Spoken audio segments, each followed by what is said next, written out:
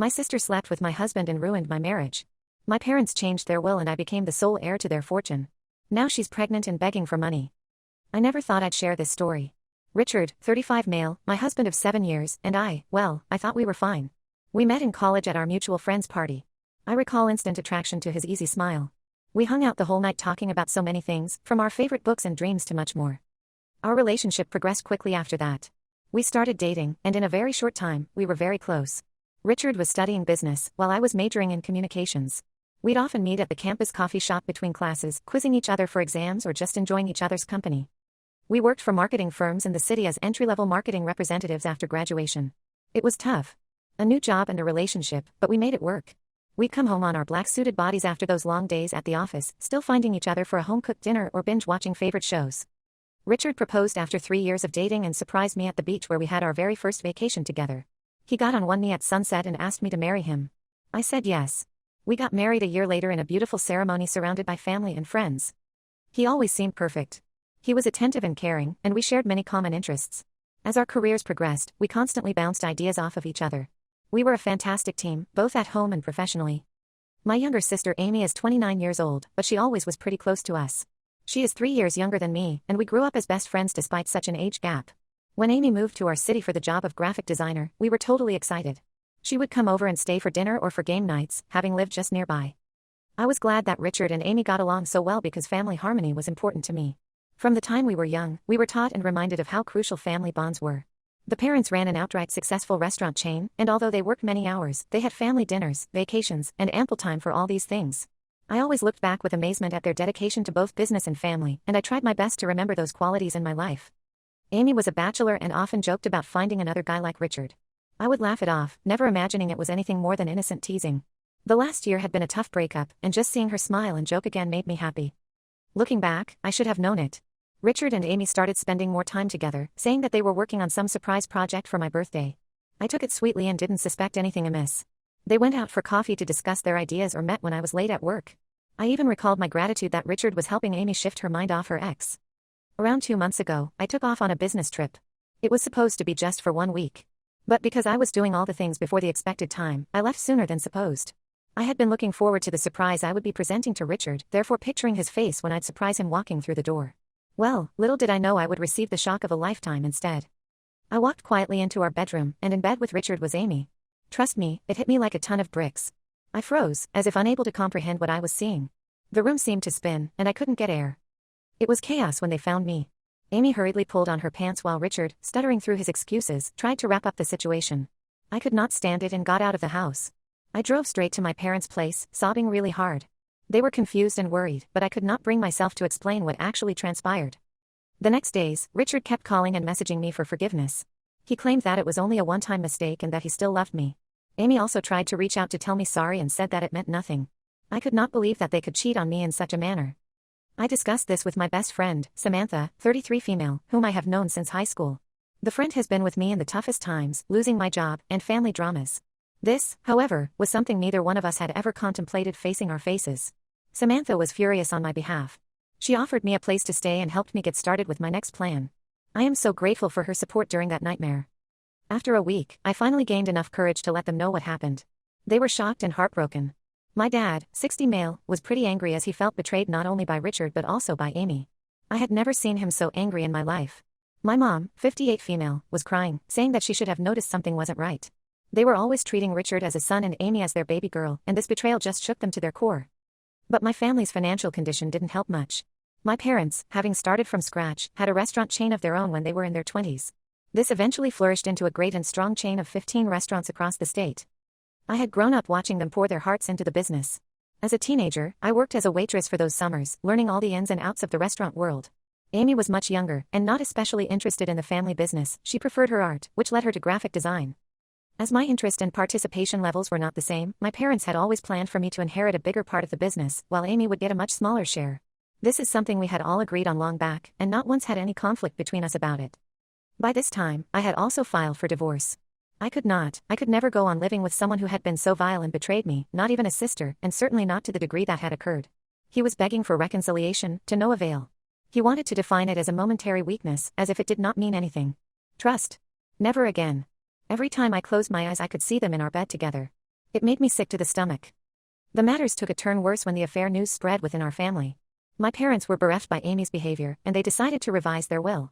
They disclosed to me that they were to disinherit her completely and give all the property to me. It was a real shocker, and I did not know how to react to it. But then, I could see where she was coming from. Amy hurt not only me but the whole family. We had built up trust and closeness to each other, which never seemed to weaken but always became stronger with every passing day. But she was still my sister, and part of my heart continued to care for the future that lay ahead of her. This leaves me with a difficult choice.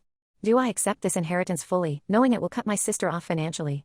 Or try to persuade them to reconsider their decision, with all my heart, despite the caress of pain Amy has taken upon my family? It feels like in either direction, I'll be losing something. Divorce proceedings have just begun, and I'm just trying to slowly rebuild my life. I moved out of the apartment, and for now, I'm staying with Samantha. My days are just a struggle every day. There are these waves of anger and sadness and disbelief I feel. How can two people I trusted in this world do this to me? But over my head, there lurks the question of inheritance, which adds another layer of complication to the situation. It isn't only about the money, it is about the family legacy. Restaurants have been a part of my life as long as I can remember. The thought of possibly being solely responsible for their future excites and terrifies me simultaneously. I try to take things one day at a time. It's just impossible at times though. Plans for my future have all been broken, and I'm not quite sure what's next. I do know that I have some difficult decisions ahead of me, and I hope that I possess whatever strength it takes to make the right choice. Update 1. It has been a month since my last posting. A lot has happened. First, I must express gratitude for the supportive comments and advice from everyone. It has been incredibly helpful during this difficult time.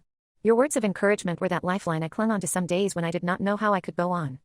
After many sleepless nights and much soul-searching, I accepted the full inheritance. So many of you pointed out that Amy made her choices, and therefore I shouldn't feel so bad about the repercussions of those actions. You were quite right. Why should I risk my future for someone who barely batted an eyelid over betraying me? It was not an easy decision. Remembered every day, every time she was there for me the same way, when she spent the whole night just to have us deliver the school project, or even the time she was my little sister to clench her hand through my first heartbreak. And yet, those memories of finding her in bed with Richard turned everything to ash. They just seemed relieved when I told them that I had made the decision. They said they were worried that I would somehow try to persuade them to allow Amy into the company. This wouldn't be about the punishment of Amy but rather a protection of the family business. She's lost credibility with me, so I can't let her make decisions concerning the future of the company. My mom told me a story I never heard. I am pretty sure she said they had given much of the operations to a close friend to run for them when they started out. He embezzled funds and nearly bankrupted them. They learned that business and friendship do not mix well together. This, for certain, had indicated why they'd wish to have cut Amy altogether. He has been very relentless in attempts to get down on his knees and make things right. This has included notes, flower arrangements, asking mutual acquaintances to plead his case, and the worst of all, showing up at my office while I'm holding a client meeting. My mind is still struggling to accurately describe what happened when he burst into my meeting with a bouquet of roses in hand, begging for another chance. Unprofessional and humiliating. I have to say that I needed a little assistance from HR, and now I have an order of restraint against him. It's infuriating that he doesn't seem to grasp that once and for all, things have been permanently destroyed between us. What actually ignited those memories was the occasion that occurred at work.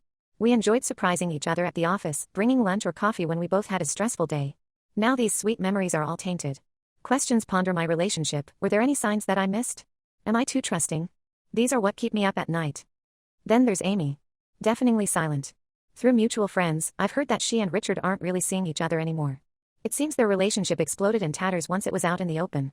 That's not surprising to me or anything, nor am I sympathetic.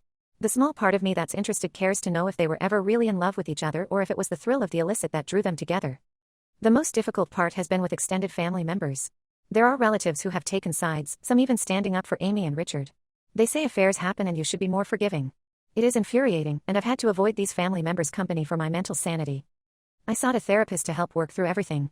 It's really been an efficient way to deal with the pain of what they did and learn trust again. We worked through my guiltiness about the inheritance as well as toward Richard and Amy. It is a process, however, I am beginning to see glimmers of hope for the future. Work has been a good distraction for me. I have dived into my work, and the boss has been tolerant of my situation, even allowing me the opportunity to take on a new project. It is tough, but it gives me something to focus on other than my personal life. I have been living in my apartment, and simultaneously building up my life has been pretty terrifying but exciting.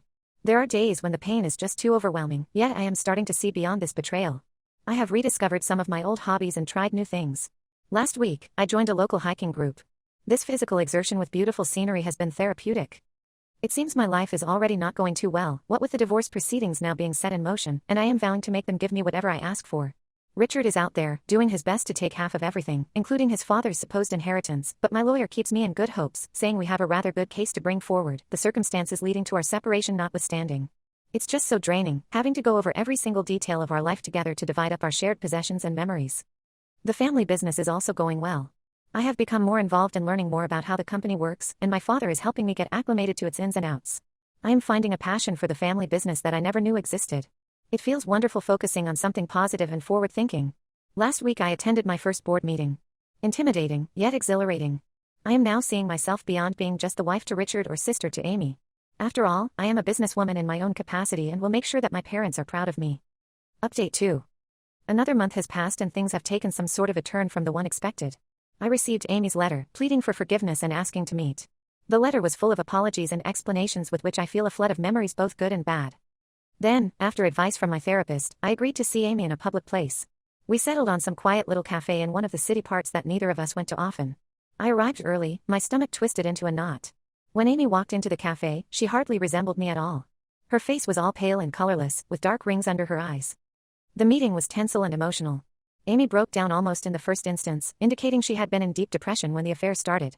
She stated that Richard had manipulated her vulnerability to place her at his mercy, making her feel special when she was at the lowest of her state. And while I understand the struggles with mental health, she made it very clear to me that it does not excuse her actions. As Amy spoke, I found myself recalling the end of her last relationship. She withdrew from everyone, lost weight, and called in sick at work quite often. Then, I had wanted to be there for her, I had invited her over often for dinner and movie night. Now I wondered if those times had been when she and Richard had grown close. Amy also shared the news with me, she's pregnant. The timing may imply that it could well be Richard's child, at least, she claims not to know. She pleaded with me to persuade our parents to reinstate her inheritance, as she so desperately needs it for the baby's future. As I listen, I can see the desperation in her eyes. It reminded me of the times we were children and she would plead with me to cover for her when she broke mom's favorite vase or snuck out to meet her friends. So I was put into a dilemma. One moment, I empathized with her since I saw the state she was in and then became just as angry with her for using this pregnancy to control everything. I told her to give me some time and walked out of that meeting emotionally drained. I told my parents about Amy's pregnancy, and to say they were shocked would be an understatement. However, they still remained firm in their decision about the inheritance. My mom did say that we could set up a trust fund for the child's education if it indeed turns out to be their grandchild, but they weren't open to giving Amy direct control over any assets. This made me revisit a point in our family dynamics, how our parents had always been stricter with Amy, afraid that she was someone who would heed only her impulses. Countless family dinners were filled with tension because Amy had broken curfew or was failing in school.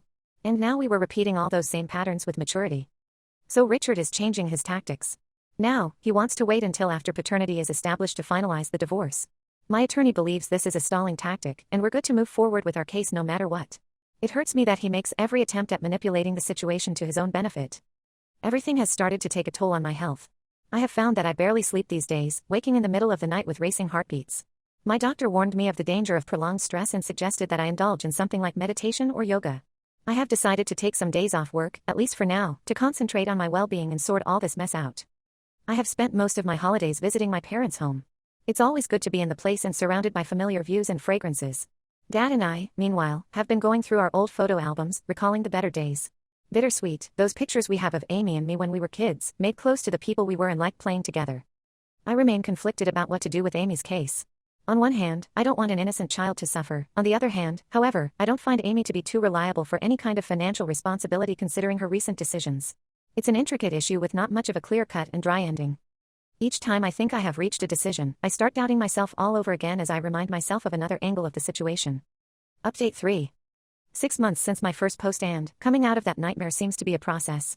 Everything has been finalized on the divorce, and Richard got less money than he thought just because of that evidence regarding his affair with her. It was exhausting for the whole process, but glad this is over. The pregnancy was, of course, a false alarm. In many ways, that made it almost a relief, but for everyone involved, it also stirred up strange emotions few can quite explain. When Amy told me, I could identify only vaguely the feelings inside, certainly relief, but also some strange sense of loss for a future that would never be. Amy moved to another state for a life change.